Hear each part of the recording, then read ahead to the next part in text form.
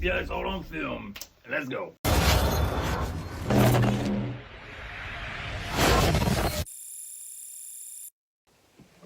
Ah, hello. I've been trapped in the I don't know. Look,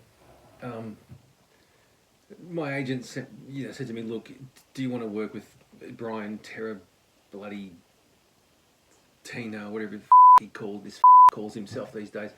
And look, I worked with him years ago. I worked with him like about 10 years ago, and my opinion of him then was, pretty much the same as everybody's opinion was. He's a total asshole. Just no redeeming features about this dude at all. Just a. And I said, no, I'm not working with this hole again. Off, I said. But then he said, look, they're offering you this much money, and I was like, well, compromise. My principles can be compromised, but I don't know. I still was massive reservations about working with this scumbag again. I mean, for Christ's sake, it was a nightmare. So anyway, I said, yeah, why not? Wait. Reading Zimbiscape. So they call me up and they say, we got this project. All right. They describe it. It sounds like the sort of thing I would do. It's right up my alley. And then they say, we want you to work with Ian. I lost it. I mean, if there was anything not glued down in that room, I probably threw it out the window. I couldn't believe it. You're asking me to work with him? No, I said, no. They said, look, it's going to be in Australia. Australia. I said, fine. You know what? That's fine. As part of my contract, I want to have a vacation down in Australia. I want some time off the set to do my own thing. I don't want to just go there and work with this maniac. I want to go do something worthwhile. I want to enjoy a good swim, a surf, I don't know, throw some shrimp on the Barbie, something, anything, right? Turns out, I show up to set. It's not Australia. I don't get my free trip, okay? I find out it's some garage, in some kid's parents' home in the middle of Nowheresville, America. It's ridiculous. I mean, the craft service was amazing, though. Seriously, I will say that it was absolutely brilliant. But I didn't. Why? Why did they do that? And I think they paid him like $1 more than me. Who sent more films here? Him or me? I mean, not counting all those films he does on the side to make money. Those films that you have to find on the special websites and so on. That, not that I've seen those. I haven't. At least not the last one or anything. Can we? Let's just next question. Let's just move on. Now, I didn't have access to a Dalek. Didn't have access to a Dalek. That's good, actually. So day one on the set, I show up like a professional, like I am, and here's this guy again. Like bingo bongo. What does that mean? I'm like, dude, all right, look. I said, listen, let's put our differences aside and be professionals, and just get through this, And he was like, yeah, for sure, man. That's what we're gonna do. But nah. A dude like that, you just can't. You can't. Have you met this guy?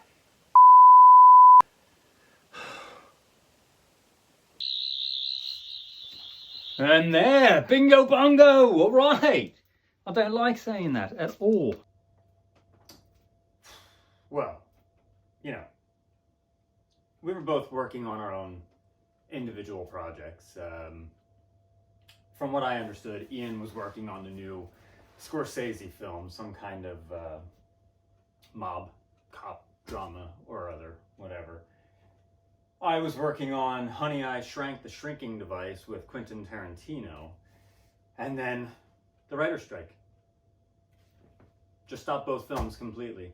So what they did, they took all the film that we shot and they merged it together and they came up with this film.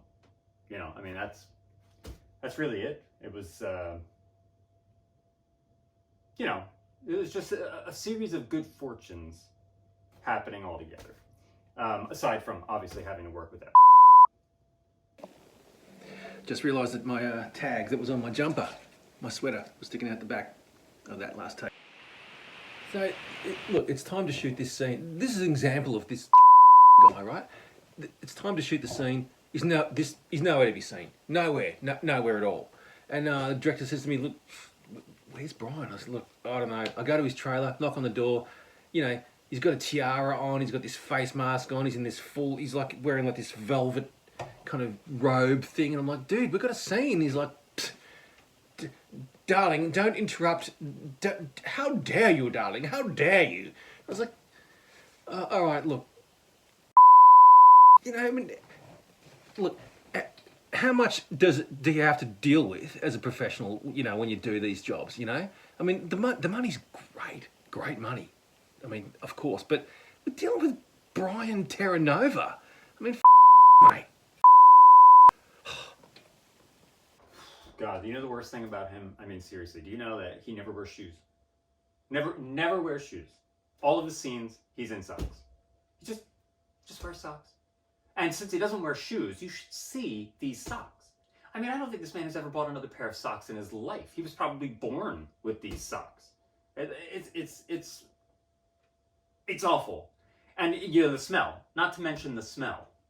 Of the socks too. The socks smell pretty bad, but I mean, like he, man. So, look, after the first day of filming, I bump into Ricky Gervais. Like, he's leaving the lot as well. He's shooting some, you know, reputable kind of. And I go, he's like, "How are you, mate? What's going on?" I'm like, dude, I've been working with Brian Terra Nova, and he's like, "Oh, mate, what? How you doing, mate?" And I said, "Oh, it's a nightmare. I can't do it, mate. I mean, how does it?" And he said, "Mate, I worked with him once for like 10 minutes, mate. That was it, mate. I was off." And I was like, 10 minutes? How did you manage 10 minutes? I said. So there I am. I'm working on the project of my lifetime. Okay, it's going to bring me to the top. All right, we've got the best talent involved in this thing. Okay, this is the pinnacle of film. You know, everybody aspires to this, and of course, you know, it's the Titanic remake. Okay, Ricky Gervais and I in the title roles. Okay. And everything was beautiful. Everything was going great. People were raving about our performance together. And then one day, Ian comes to the set. He and Ricky kind of have a little bit of a powwow. And all of a sudden, Ricky and I, we just, you know, we're not hitting it off anymore. The romantic scenes aren't there. Nothing's going on. It's not working. The chemistry died because of something that Ian said. You know, I think he's trying to get revenge on me for his failures in his career. You know, and to turn a faithful friend like Ricky against me, I mean, it just tanked. It just tanked. You know, the Titanic sank. Now, I didn't have access to a script, to any acting ability. Seriously, have you ever heard that? Have you watch any of the films? Have you ever heard the way he says that? And have you heard him say "and"? Have you heard that? I mean, it's infuriating. I cannot stand listening to this man talk. Okay, and that accent, that's not real. You know that's not real, right? He doesn't really talk. I mean, he lives in Australia. He's not from Australia. That's not real. No one's buying. Not even his mother would buy that. You know what I mean? That's ridiculous. And you should probably seriously watch any clip. It's like, you know, it keeps me up at night. I can't stand listening to that man drone on about that word. And any script that we work together, I insist that it's not in there. I insist. Somehow he writes it back in. He just hand writes it in the script, and they let it go. They just let it go. Anyway, finally, he starts criticising the way I said the word "and." I'm like, what? And he's like, no, look, no, you said "and" wrong, and. I'm like, what are you talking? It's the word "and." What the what are you talking about? He's like, no, wrong. You said it wrong, and wrong. I said, what? Next you're gonna be criticising me saying the word "a." I mean, I said. Oh yes. All right. So you probably, I mean, you had to have. Everybody, you've done your research. You've seen us. We did this one project together. Wonderful project. I mean, it was guest appearance on Sesame Street. I mean,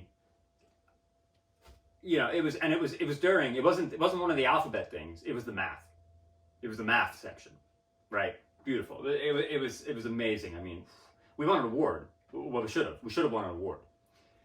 But I insisted that we, when we get paid, that we are not the same.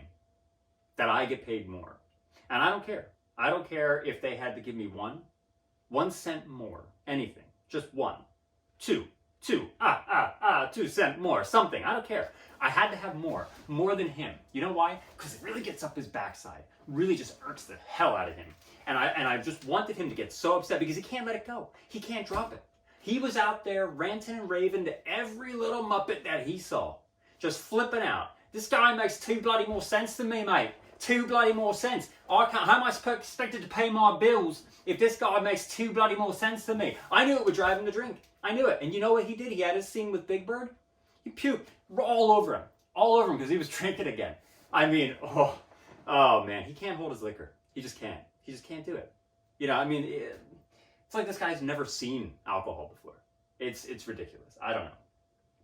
It was wonderful though. It went out that way. It transmitted that way, actually, with the with the puking. They made it into some kind of PSA announcement or something like that, from what I understood. My scenes were cut a little bit shorter, unfortunately. I don't really know why, but yeah, whatever. It's fine. It's fine. Good memories.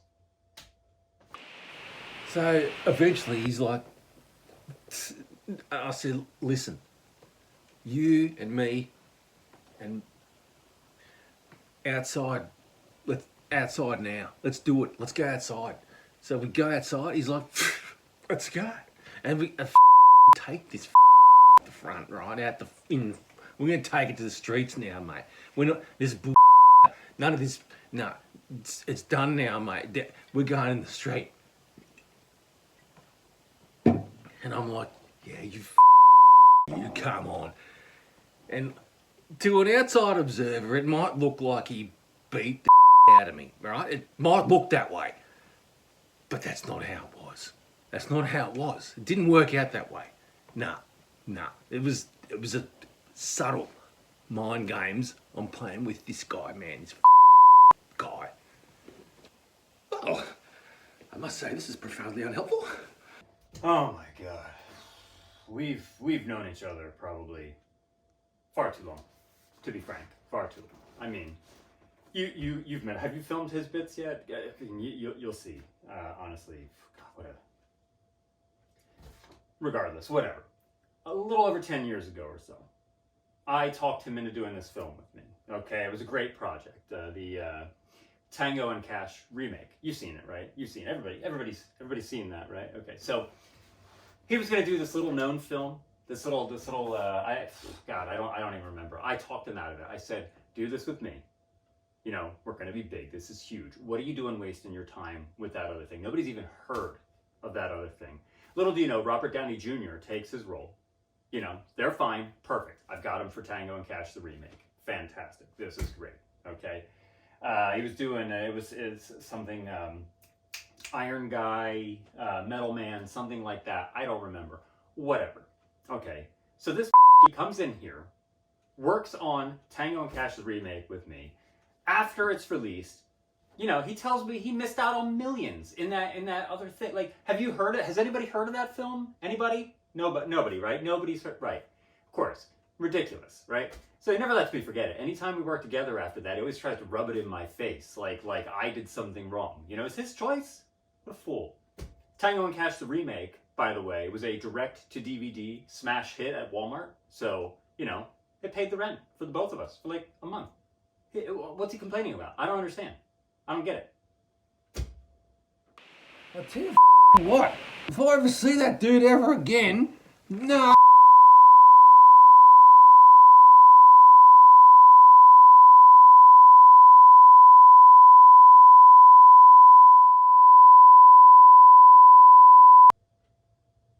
He stole my girlfriend once. Do y'all know about this? Do you know? Did you not see the tabloids? Yeah. No, he did. Really. So he stole my girlfriend. Just stuck her in a car, drove off with her, right? She's not my girlfriend anymore. I mean, not because of that. You know, like that wasn't her fault. It wasn't an affair. I mean, he just stole her. Police said it was something like kidnapping. That's what it was. Well done, Doctor.